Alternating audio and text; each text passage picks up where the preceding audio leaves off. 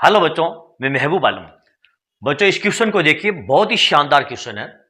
किसी आयताकार मेज की सतह के ऊपर का परिमाप 28 मीटर है तथा क्षेत्रफल 50 मीटर स्क्वायर है, तो विकर्ण की लंबाई ज्ञात करो। बच्चों, क्वेश्चन में हमको क्या दिया गया है?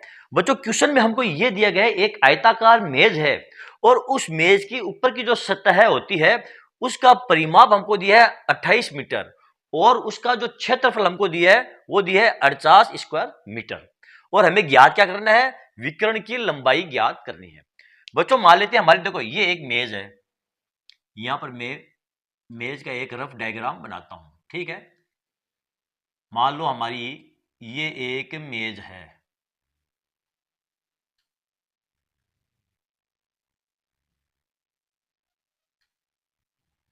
ठीक है बच्चों, मान लेते हैं ये हमारी एक मेज है। अब मेज की ये जो ऊपर की सतह है इसका हमें परिमाप दिया है और इसी का हमको क्षेत्रफल दिया है और हमको पूछा है इसका विकर्ण क्या होगा।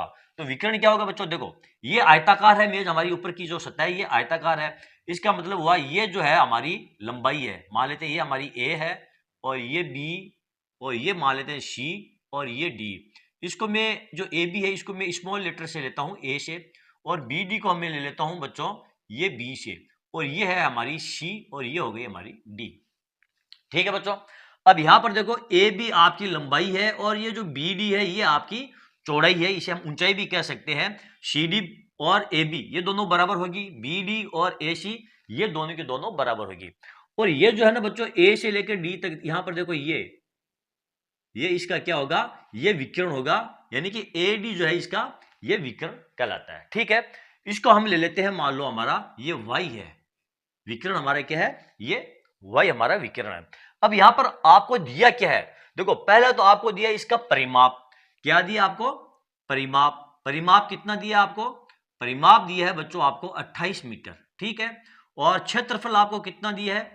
क्षेत्रफल आपको दिया है ये 48 मीटर का स्क्वायर। ये 28 मीटर दिया है, ये 48 स्क्वायर मीटर दिया है। ठीक है, और हमको पूछा क्या है? विकर्ण की लंबाई ज्ञात कीजिए। हमें पूछा है विकर्ण की लंबाई, यानी कि विकर्ण हमको पूछा है बच्चों, ये हमको ज्ञात करना है। और विकर्ण हमारे क्या है? ये एडी, यानी कि एडी हमको ज्ञात करना है बच्चों।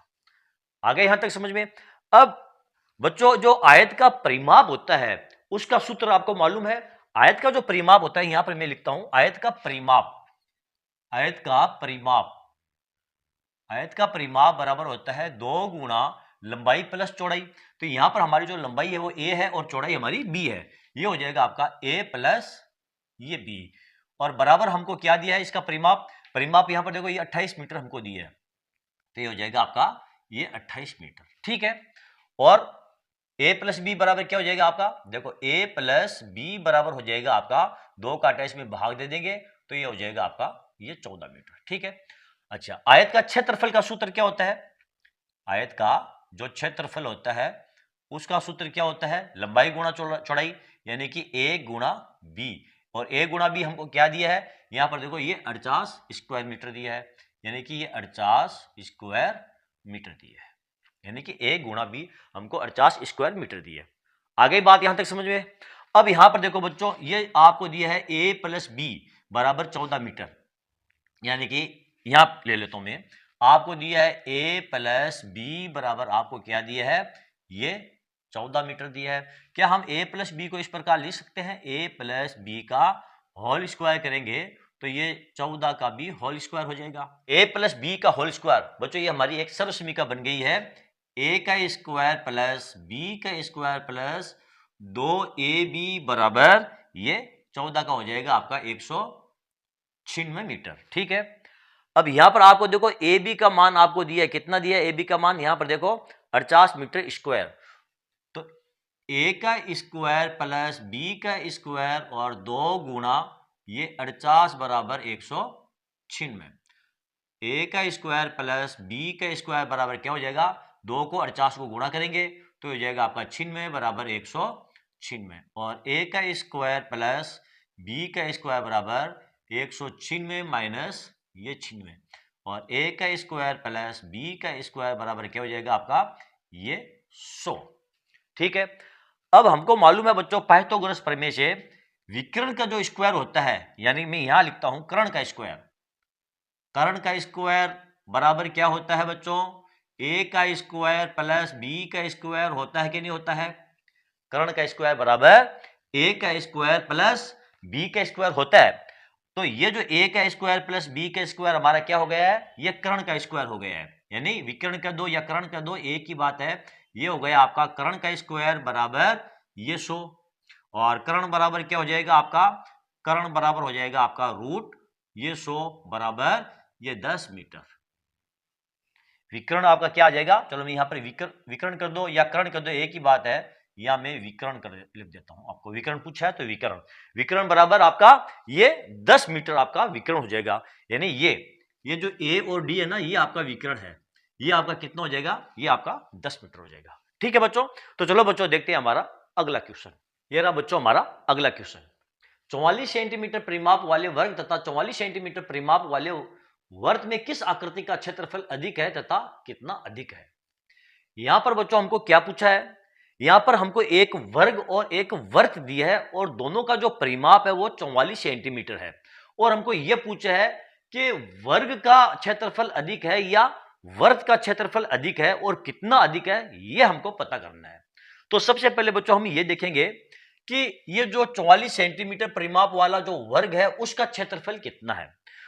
वर्ग का जो परिमाप होता है वो क्या होता है बच्चों, देखो वर्ग का परिमाप, वर्ग का परिमाप,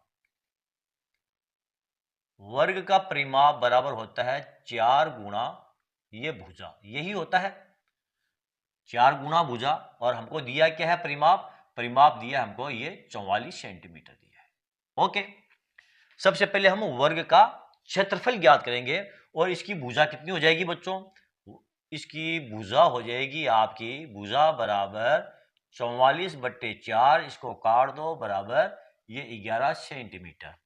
और वर्ग का जो क्षेत्रफल होता है, वर्ग का क्षेत्रफल, वर्ग का क्षेत्रफल का सूत्र क्या है बच्चों, वर्ग के क्षेत्रफल का सूत्र है भुजा गुणा भुजा, यानी कि भुजा गुणा ये भुजा बराबर भुजा का स्क्वायर, यानी कि भुजा का ये स्क्वायर होता है। और भुजा हमारी क्या है, ये 11 है, 11 सेंटीमीटर का स्क्वायर बराबर 121 सेंटीमीटर स्क्वायर हो जाएगा। ये बच्चों वर्ग का क्षेत्रफल हमारे पास है 121 स्क्वायर सेंटीमीटर। अब हम ज्ञात करेंगे वर्त का क्षेत्रफल। बच्चों वर्त का क्षेत्रफल, यहां पर सबसे पहले हम देखेंगे वर्त का हमको परिमाप दिया है, और वर्त का परिमाप बराबर क्या होता है, वर्त का परिमाप, बच्चों वर्त का परिमाप जो होता है वो होता है 2 पाई आर। क्या होता है, 2 पाई आर।